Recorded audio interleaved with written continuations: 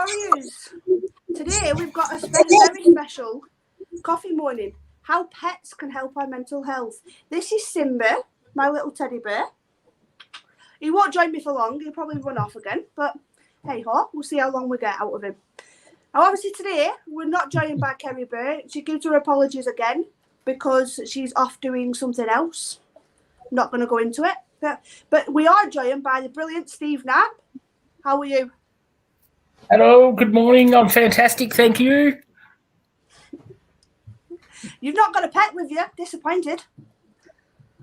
Mine are asleep. Not morning time here.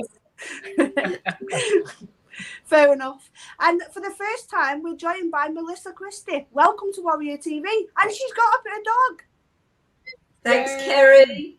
How are you? This is Archie. I don't know how do you not know the name of your own dog? Sorry? How do you not know the name of your own dog? Oh, well, I've got two of them. They both look the same, so I have to look at them in the face to know who they are. Right. Yeah. Fair enough. But yeah, I'm all right. Obviously, today we're going to talk about how pets can help our mental health. Obviously, personally, when I lost my nana 3 years ago, I got one of my other cats. I can't find her. And she helped me when I hit rock bottom to get back up fighting again. And JR is here finally. So just add him in. You wanted a place for me to sit where you could see my dog. Well, good morning, JR. My computer wouldn't, my laptop wouldn't go anyplace like that and turn on, so I had to come back and fix my computer. So that's all right. I've been trying for 20 minutes to get on. All right. Well, that's all right. But we are live now, JR. Well, welcome. It's 5 o'clock in the United States. Woohoo. 5 o'clock. Yeah, 5 o'clock in the morning. Yeah. Yeah. Yeah. You will learn. You will learn not to say my jokes are bad again. Whatever. all I know is I've got a service dog who's now sleeping where I was or should be right now. Yeah. Well, hey ho. But yeah, like I was saying, personally, how pets can help our mental health. On a personal level, when I lost my nana 3 years ago, I hit rock bottom and I attempted suicide. And after that, I got a cat. I don't know where she is right now. She's probably outside playing. But she helped me get back up to where I am today.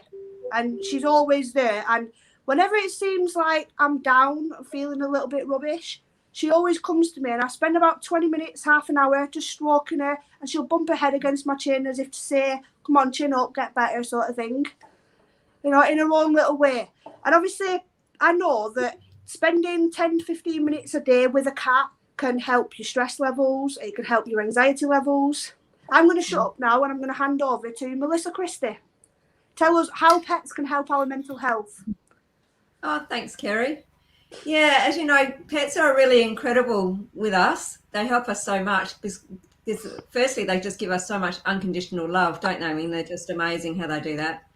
And it's really interesting how they pick up on our energy. You know, I've noticed, and I know, Steve, we've had this conversation, you know, when you come home from work sometimes and you're really hyper and you're really active, you know, if you've got a dog, I don't know how it is with cats because I don't have cats, but I know for me, the dog gets really excited and they get really, you know, hyper vigilant and they're just running around like mad things. And then as opposed to if you come home and you're a little bit chilled and a little bit relaxed, they'll kind of pick up on that vibe too. So they'll just be really chilled. Yeah. So they do. So they teach us a lot about what's going on for us internally. They pick up on your energy. So if you're not feeling 100%, like you're saying with your grandmother, with you and your grandmother, they'll pick up on it and they'll find ways to help either reflect back to you what it is that you need to know, what it is that they're trying to teach you and what it is that you're trying to heal so that they can help heal. Yeah, definitely. I mean, obviously, when she comes to me and sort of thing, and I know that I'm feeling rubbish, she'll help me, and I think it's absolutely brilliant. And I've got 9 cats, so I haven't got an excuse not to have 10 minutes with a cat. One of them bound to come to me every day. JR, what about you? How can pets help our mental health? Me being the very literal autistic person that I am, your question was, how can cats help you during your day? The answer is, I don't know. I don't like How cats. can dogs help But you dogs- then? Because obviously, yeah. But dogs, on the other hand, dogs are very much like Melissa said. My service dog is a black lab who was found at 6 months old in a garbage bag in a dumpster Oh, and turned into a service dog for autistic people. And just through his training, he can sense my blood pressure and my pulse from 100 feet away. And he'll be sleeping in the other room, and I'll get a phone call or an email or something, and my stress level goes way up, and he'll trot in and put his head on my leg and, try to cheer me up a little bit. Yeah. Yeah. The cat won't do that. So obviously your dog is trained to sense your moods and when you're low, and then obviously will come to you and help lift you up again. Yeah, I mean, very much the same way, your cat does. But that's just when he's home with his vest off being a pet. I mean, once he's got his vest on and he's actually working, he's doing a whole lot more. Yeah. Yeah. So what about you, Steve? How pets can help our mental health? Yeah, a bit like what everyone else has said. They just seem to have this innate sense of what you need in any given moment. And yeah, if you've had a shitty day and you come home down, they know it. They've got the vibe, and they'll just bring that extra little bit of love. You'll see their mood will relax. They won't just jump at you. They'll be more wanting to nuzzle up and let you feel their presence by your side. I find that immensely, especially when I was at my lowest points years back.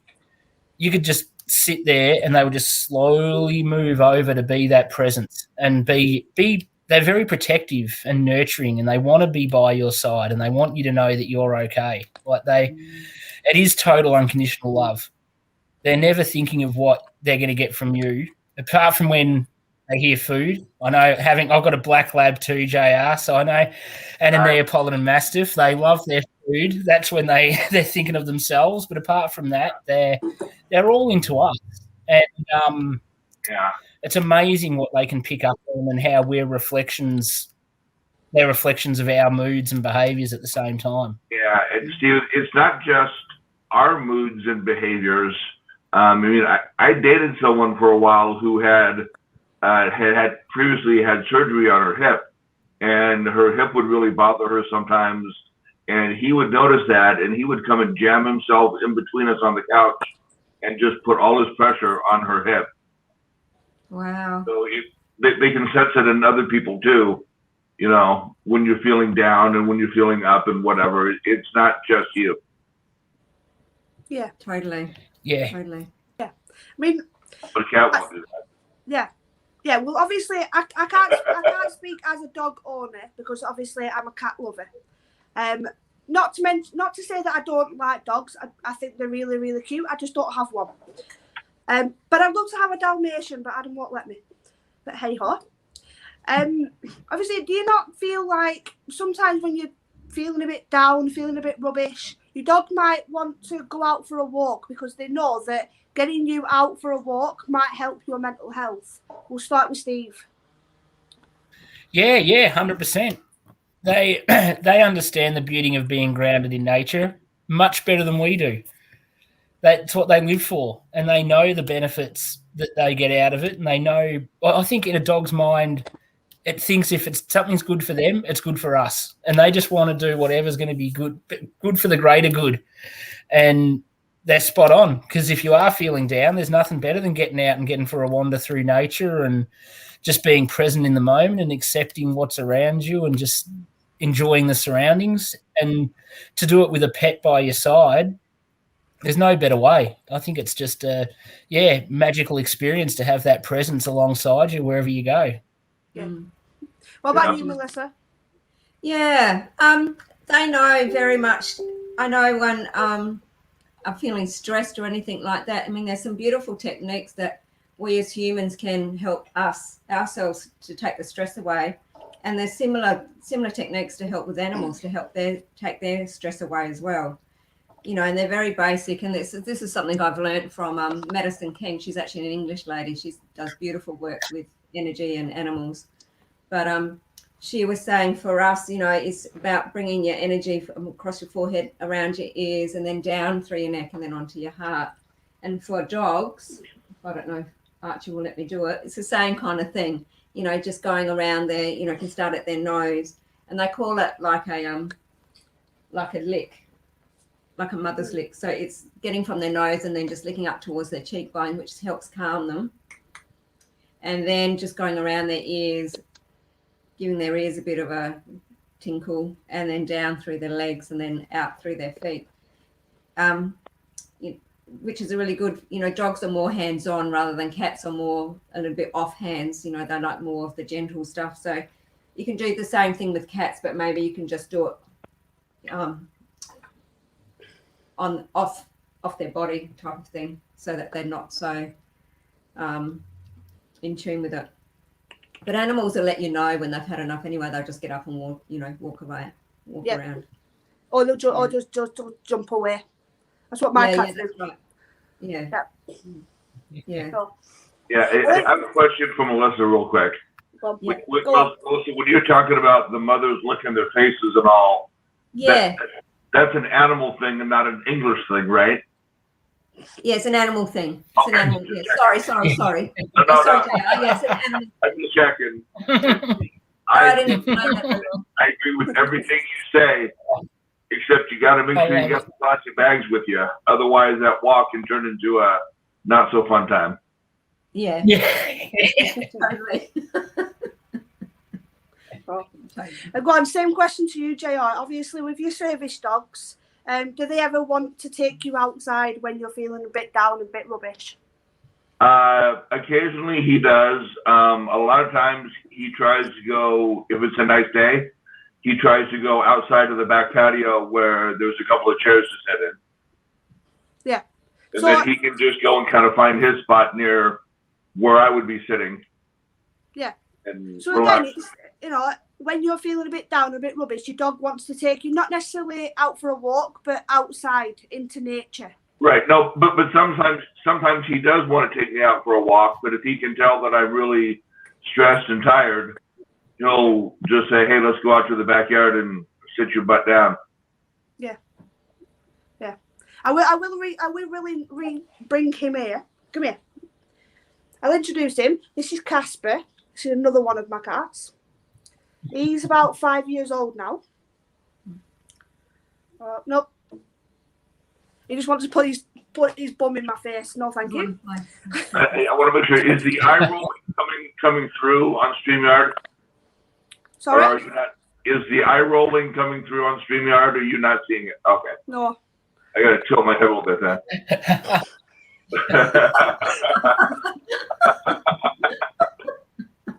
Oh, come on. Don't bully me, because I'm the only cat lover here. Hey, You've all got dogs. I'm not bullying you. I know. I don't like cats. Well, and you right now for getting me up at 5 a.m. or actually 4:30 a.m. Oh well. But it's all good. I'm going back to sleep. Well, you learn not to say that my jokes are bad. Okay. You will learn. You don't do it. I honest to God have no idea what I said that got me in this position, but I'm sorry. You said I had bad jokes on Happy Hour. Oh yeah, you did. That's why I've got you up at 4:30 to get your bum on here at 11 of my time. Okay. Yeah, and we're back on Happy Hour tomorrow anyway. I know. With me again. At 2 o'clock in the afternoon, my time. Yeah, that'll be all right. Where I'm awake. Do it then. Yeah, well, just for JR, we're going to twist the conversation to cats and how. Oh, thank you. How when you've got a cat, when you're obviously they're sat next to you and they're purring, and obviously you can feel that sensation on your hand or next to your chest, depending on where they're cuddled up. It can help your anxiety, it can help your depression, and it can help to reduce stress. So how do you guys feel with cats? I'm going to avoid JR because we know your opinion on cats. No, Steve, you know what? you. I will give a mostly legit opinion on that. Well, I'm going to start with Steve anyway. Go on, Steve. Yeah, and I think like you say with cats, but dogs will be very similar. I think any pet will be that it's just that soothing response from your body to have that such close connection. There's no difference between that and a partner. It's just having a loving presence at the sense of touch, feel, smell from such a close proximity that'll really just calm everything in the mind and just let you just be at a real level of peace that isn't there if you're just on your own in your own space a lot of the time. Yeah. Yeah. And, Carrie, I think that what you're talking about carries over not just to cats, but to smaller dogs. I mean, Steve and I have 50, 55-pound dogs. Melissa, your dog is fairly good size. He couldn't do the same kind of thing that a small dog could do, what the cat would do. Yeah. But, our size dogs are not going to make that happen real well. Yeah. So you're talking like little chihuahuas sort of thing? No, I don't talk about things that yap. I'm talking about... that's a little dog, a little chihuahua, or a little I know. Russell. I know. They're little dogs. And growing up 2 hours from the Mexican border, how many do you think I saw on a daily basis? No idea. A lot. Yeah, I mean, you see a lot of chihuahuas being put in women's handbags. Yeah, I know. And they go in people's grocery carts where they pee, and then other people put their food in there. Oh. Are you telling me? I told you, as a service dog owner, this bugs me to no end. When I go into a store and I see some old lady with little Precious in the front of the basket, and at some point some dog's peeing in that basket. And I mean, it's not really funny, but it's disrespectful to real legitimate service dogs. Yeah. Yeah. I mean, obviously, I can't talk from experience on that one because my cats would never let me put them in the handbag. Right. Well, yeah. I mean, if I've got my handbag on the floor, a couple of my little ones have gone over and curled up inside it. But then as soon as I pick it up, it's like, yeah, I'm out of here. There's not a chance they'd let me do it. And there's not a chance I'm going to take them into town. I mean, they follow me to my mum's, so they do act like dogs because they follow me all the way to my mum's house. Yeah. Sometimes they do. Sometimes cats think that they are dogs. Yeah. Yeah. Well, my Jess does because if I've got the cat treats out, there's another thing that he does that helps me because it makes me smile. I can get the cat treats out and I can say, Jess, sit, and he'll sit and he'll stand up and he'll give paw for a treat, and that makes me smile. And I spend loads of time with him. He's just wandering out about right now. Otherwise, I'd have him here and I'll show you all, but not a chance. He doesn't come in the mornings. So see, I did like that when my daughter lived with me and she had her cat. The only part I didn't like was the part where I kept yelling, "Quit scratching the back of my couch."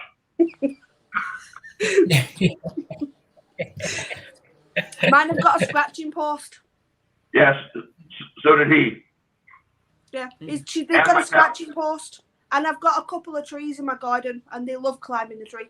So, yeah. So obviously, apart from cats and dogs, we're going to move on to other animals. How other animals can help our mental health. We'll start with you, JR. Well, I think it kind of depends on where you live. I mean, if you live out in the countryside and you've got horses and you've got, but I would say larger animals like that you can really bond with, or, maybe you've got a small, I don't know what you call them, a batch of pigs, you know, and you got them all named and you talk to them during the day. You know, I think that animals can help us in that way, replacing people for people who work alone and or in small groups. You can have a two-way conversation in your head with that goat. Totally. Yeah. Yeah. You know, Yeah. there's a lot of I don't know how it is in America or England. I know here there's a lot of places too that do a lot of equine therapy. So, you know, they have you know, children or people who have had trauma in their life, and they'll go to a horse, and the horses, you know, all animals are very intelligent and they're very aware, and they teach them so much respect and so much about themselves in relation to connection, in relation to how they are within them, how the people are within themselves, and how they can approach, you know, another animal or another human being, so to speak. So it's about knowing your boundaries, knowing how far you can go, and, you know, the responses that you get. Yeah. Girl I'm dating is a nurse, and she works at a nursing home, and 2-3 times a week they bring in dogs as therapy dogs and go through, and I know they do that in hospitals, and they do that with psychologists and psychiatrists. And so, yeah, I mean, even if it's not your animal, they can still help you with your mental health. Yes, totally. Yeah. What about you, 100%. Steve? Yeah, and I'm the same. I think if you're an animal lover, it's a bit like JR said. It depends on your environment and where you're at. But where I am is fairly rural, I suppose you'd say. So I've got a multitude of bird life around me. So I'm always seeing all the beautiful lorikeets and parakeets, parrots, cockatoos, everything. But I also, where I go for my walk and my run, I go past a farm, and quite often if I'm just on a walk, I'll stop there and a couple of the cows will come over and I'll give them a pat and have a bit of a chat to the pig and the alpacas. It's just enjoyment. It's just not for anything other than taking the time just to enjoy something that you don't get to see all the time. And I think that sense of freedom in the moment, and not when you connect with an animal that you're not sort of around all the time, you forget everything else. Yeah, you don't get caught up in any problems and anything else. Your focus goes on to, oh, that cow is really cool and it's coming to me. It's let me pat it. So your mind just automatically leaves all the crap away. It's gone, and you're just solely focused for that moment. And it's really, it can do wonders, I think, for your mind and how you're at when you can just come across things like that. Yeah. So do you think they have like petting zoos, or at zoos they have like little petting areas where you can hold like a guinea pig or a little rabbit? And do you think they're really good for mental health? And we'll go back to you, Steve.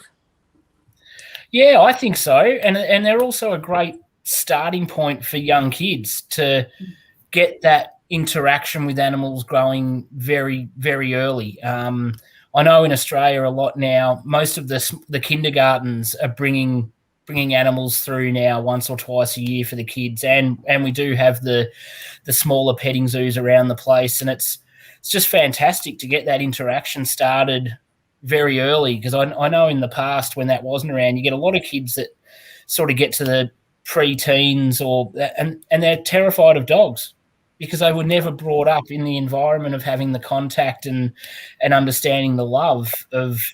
I have some of my daughter's friends, I have to put my dogs outside because they're scared. And I'm like, look at this thing, will you? He could not hurt a fly. He's like, he's 60 kilos and he thinks he is a mouse. He doesn't believe that he's big at all. He's so gentle, and it upsets me that people could be afraid of him. I'm like, no, he's a lover. He's just all pure love. If you embrace him, he will embrace you tenfold.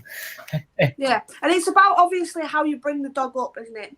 Obviously, in families, they bring up dogs to be loving, gentle with kids, that sort of thing. So obviously, obviously there isn't a reason for a dog then to turn on its family. You know, but obviously you get other people who are really nasty who treat their dogs for breeding and fighting, which that's, I mean, if you're from South Central Los Angeles, and you have a pit bull, it is not nice because it has been trained by a gang member to fight. Yeah. Yeah, there's a lot of that in the UK. Some people have dogs who are purely just for dog fights and breeding, and obviously they get treated horrible, and that isn't good at all. To see that isn't good.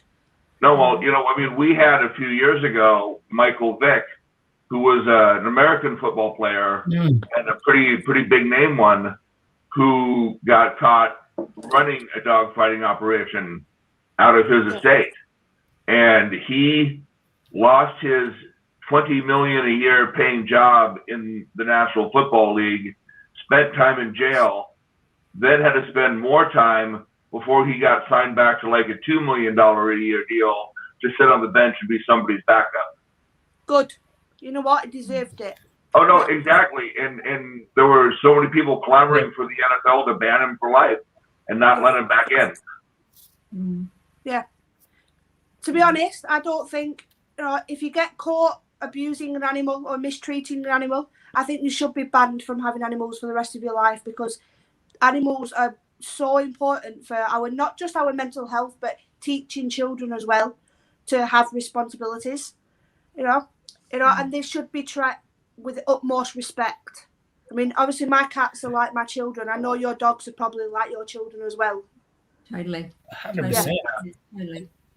Yeah, but you know, And they They're part of the family, aren't they? Yeah. Yeah, but you know, you've got those people that again hurt animals as a precursor to other things, mental health wise. So I think besides what you're saying about, you know, making sure that, you know, they should never own an animal again, somebody should look into, you know, the person who's doing that too, because that could be an early warning sign of something more violent. Yeah. Also, They- I love talking to Steve and you guys because you use the metric system. When he said his dog was 60 kilos, I thought, man, that is a lot of blow. Yeah. I mean, that's what we use kilo here is when they're going to use talking about drugs. Yeah. You know? I love it. Well, you know what? Going back to the petting zoo question, how petting zoos can help our mental health. Obviously, we didn't go all the way around, so Melissa, you were next. How pets can help our mental health. How petting zoos can help. Oh, pets and zoos. Yeah. Yeah. Look, I think they're really great because they give people the opportunity, especially children, the opportunity to see animals and what they're like and how they are. Not so much in the wild because they are, you know, in their own little environments that we've put them in, but they can still see how they do interact with others, and it gives them, you know, you watch people, you watch families or kids, or, you know, like I know from myself, whenever I've been to the zoo and you see the animals and they play around, you know, and they get their, you know, you see animals and they get their little presents, their little ice box with food stuffed inside, and they play with them and they're running around in their areas. People love it. It gives people so much joy. It really lightens them up and it makes them have fun, you know, because a lot of times we get so bogged down and we take things so seriously. So just watching animals, because they're just so vibrant with how they display their behavior. It's a really nice environment for people just to sit there and watch and, you know, watch the interactions. And it's nice to see families, especially with little kids, you know, because little kids say, why are they doing that? What's going on with that? So it's a nice way to, you know, with conversations and relationships, builds connections with people. And yeah, I just think they're great. Yeah, and again, obviously, just doing that, getting out to a zoo as a family, speaking to your kids about what the animals are doing, why they're doing it, having that time with your kids, that can help your mental health massively as well. Well, no, it can help your kids' mental health matters because as a parent, you're sitting there, no, that's not food. No, that's not food. No, put that down. At least my daughter's 24 now. At least that's the way it was when she was younger. No. See, when I took Tegan, my daughter, to the zoo, She wanted to go and see the penguins, and she wanted to see the sea lions. And obviously, the sea lions, they put on a little show where the sea lions will play football together. They'll swim in the water with the staff that look after them, and they'll jump up and down in the water and do some tricks with the football and some hoops. And it's really good to see that, and to see her little face light up. It's brilliant, and that helps me because that makes me feel happy as well. Yeah, totally. Yeah, totally. Yeah, it's a cumulative effect then. It blends through everybody. Yeah, exactly. So obviously, animals can help our mental health in a massive way, not just at home but out and about as well. Yeah, totally. So obviously today was Melissa's first time on Warrior TV. How have you enjoyed it up to now? Loved it. It's been great. Yeah, thank you so much, Kerry. I've really enjoyed it. Yeah. Well, thank you for joining us. And you know what? I completely forgot to ask you the quick fire questions. If you had to choose cat or dog, which one would you pick? Dog. Favorite colour? I have had cats. I have had cats, and I do love cats. But dogs are a little bit more interactive for me. So yeah. And what's your favourite colour? My favourite colour? Blue. I like purple. And does pineapple belong on pizza? Does pineapple go on pizza? I don't think it does. No. Yes! Finally, someone's with me. Woohoo! Yes. Yeah. I'm alone on this. Yeah. Well, thank you for all of you for joining us. And we're back tomorrow where Steve now is going to interview me. Oh, very nice. Yes. Yeah, and obviously, Will I I'm be back sleeping again during tomorrow that night. time, or will I be awake? JR, shut up a minute. I'm back tomorrow night with JR. He's going to hopefully behave himself. After you told me to shut up a minute, you may or may not be. That's still up in the air now. Yeah. I was going to ask you what time Steve was interviewing you. 10 o'clock in the morning UK time. Oh yeah, I'm not watching. I'll watch So the it's replay. You'll be on the even earlier replay than then. now. Yeah, it's 4:00 then. Before, Yeah. yeah. No, I'll watch the replay.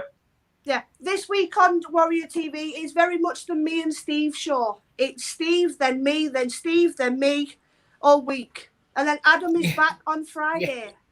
And Well, you know- Adam, update for the viewers, Adam is feeling very well now. He's a lot better than where he was. We had to postpone a couple of shows last week because he slipped right down. He's had a burnout, but he's feeling a lot better. He's back on Friday. You know, Kerry, on Mental Health Happy Hour tomorrow, we're going to have a guest who is a neurodivergent travel coach. Yeah, and that's all I want you to say. The That's- viewers are going to have to Nice. tune into Happy Hour to find out who it is. Yeah, that's all I was going to say. Yeah, all right. Well, thanks I again, like it. everybody, for joining us. Have a good day. See you later. Thank you. I'm going back to bed. Bye. Bye. Thank you very much. Bye. Thank you.